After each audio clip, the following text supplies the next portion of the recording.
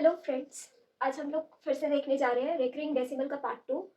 पहले की क्लास में हम लोगों ने सीखा था कि रेकरिंग डेसिमल को हम लोग कैसे फ्रैक्शन में कन्वर्ट करके लिख सकते हैं और उसे सॉल्व कर सकते हैं।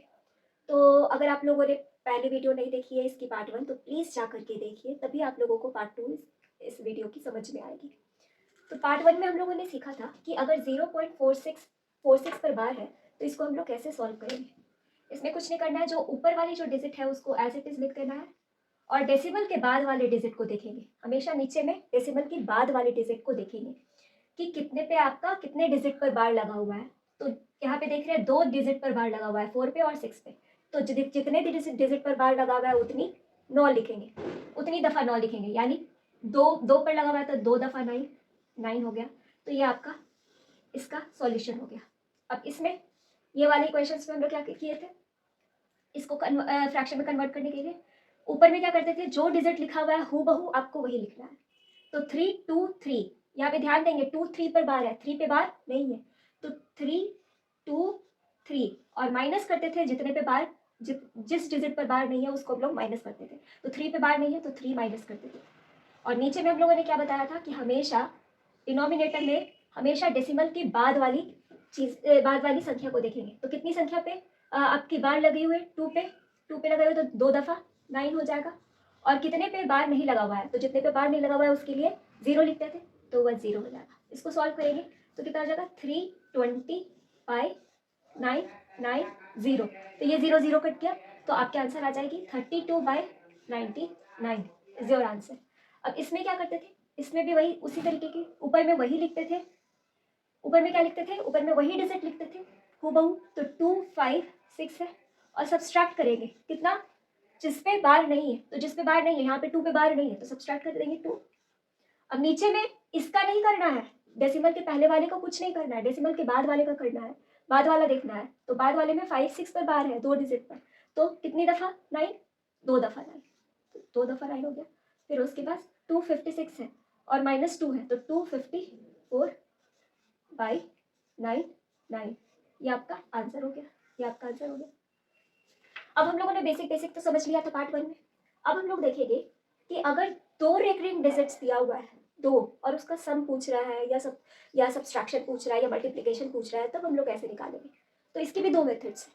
पहला तो आपका सिंपल बेसिक मेथड, तो हम लोग 3.2 पर बार है ना, तो 2 को कैसे लिख सकते हैं, 2 2 2 2 का रिपीटिशन होगा हमेशा, ऐसे का रिपीटिशन होगा इसका। और प्लस करेंगे 2.3 पर बार है तो 3 को रिपीट करेंगे, 3 3 3 3, ये रिपीट होगा आपका, और यहाँ पे ऐड करेंगे। तो बेसिक मेथड से हम लोग बनाते हैं। तो 2 + 3 5, 2 + 3 इज अगेन 5, 2 + 3 5, 2 + 3 इज 5, और यहाँ पे 3 + 2 इज 5। तो क्या हम लोग इसको क्या देख रहे हैं, डिजिट 5 5 5 5 रिपीट हो रहा है। तो यहाँ पे इसकी आंसर कितनी होगी, 5.5 पर बार। ये हो गए आपके आंसर। तो इसका आंसर हो गया 5.5 पर बार। ठीक है, और ये तो हो गया आपका method number 1। Method number 1, method number 2 जो हम लोग ऊपर सीखे थे उससे हम लोग चलिए बनाते हैं मेथड नंबर 2। मेथड नंबर 2 क्या कहता है, 3.2 बार को कैसे लिख सकते हैं। क्या करते थे हम लोग, ऊपर में 32 लिख देते थे एज इट इज जो रहता था, और जितने डिजिट पर बार नहीं है उसको सब्सट्रैक्ट करते थे, तो 3 सब्सट्रैक्ट करेंगे। और नीचे में हमेशा डेसिमल के बाद वाला करते थे, तो डेसिमल के बाद वाले डिजिट पर एक बार है तो यानी 1 दफ़ा 9 होगा, एक दफ़ा 29 और डिवाइडेड बाई 9 है आपका। ठीक है, अब उसी तरीके से 2.3 पर बार को निकाल लेते हैं। 2.3 पर बार है तो हम लोग कैसे लिखते हैं, यहाँ पे ऊपर में वही करते थे, जो डिजिट है आपका हूबहू लिख देंगे। 23 में से आपका कितने पे बार नहीं है, किस डिजिट पर बार नहीं है, 2 पे नहीं है तो 2 माइनस कर देते थे। और नीचे में हमेशा एक डिजिट पर बार है यानी एक दफ़ा 9, तो 23 में से 2 गया, कितना हो गया आपका 21/9। अब ये दोनों का एडिशन था ना, इसका और इसका एडिशन था, तो इसका और इसका भी एडिशन करेंगे हम लोग। तो 29/9 प्लस 21/9 इक्वल टू 50/9।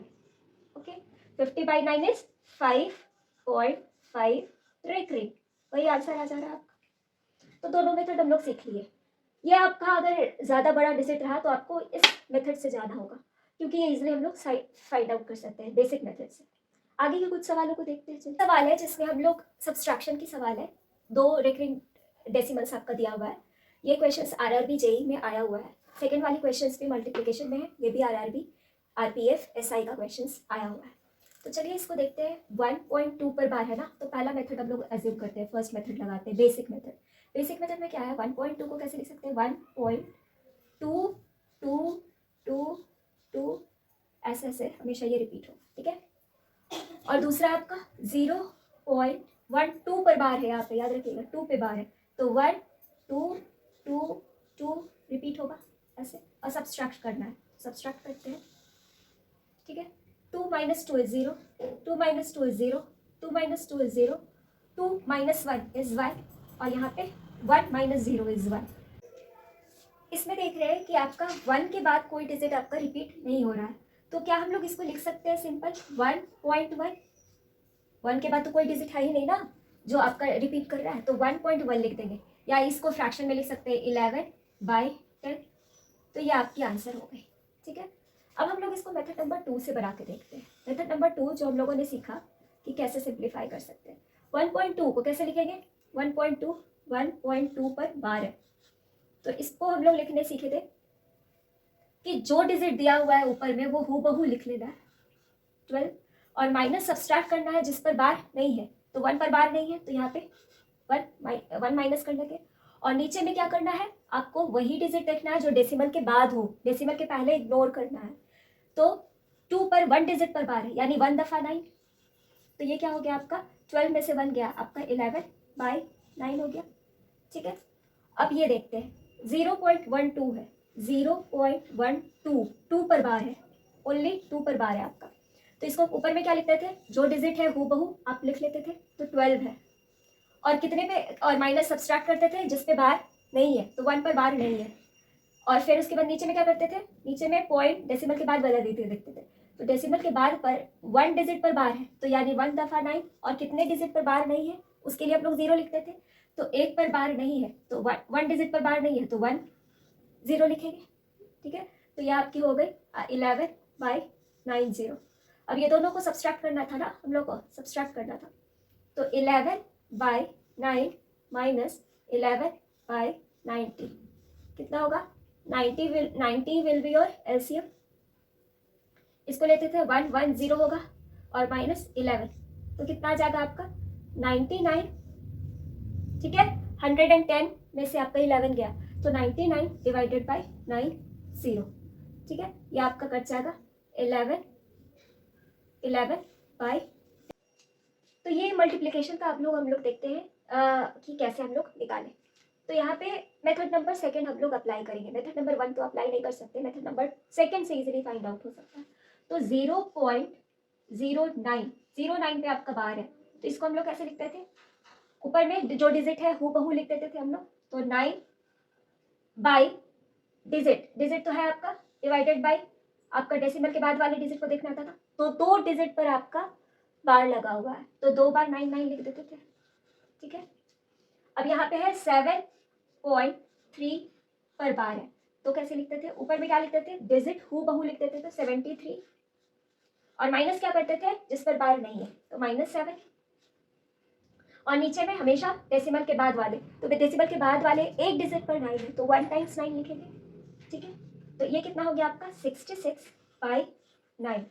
अब ये दोनों का आपका मल्टीप्लिकेशन है, इस दोनों का मल्टीप्लिकेशन है, तो हम लोग लिखेंगे 9/99 मल्टीप्लाइड बाई, इसकी वैल्यू लिख दिया, इसकी वैल्यू 66/9, ये 9 कट गया, 11 6 जा 66, और 11 9 जा 99, 3 2 जा 6, और 3 3 जा 9, तो इसकी वैल्यू क्या आ गई 2/3।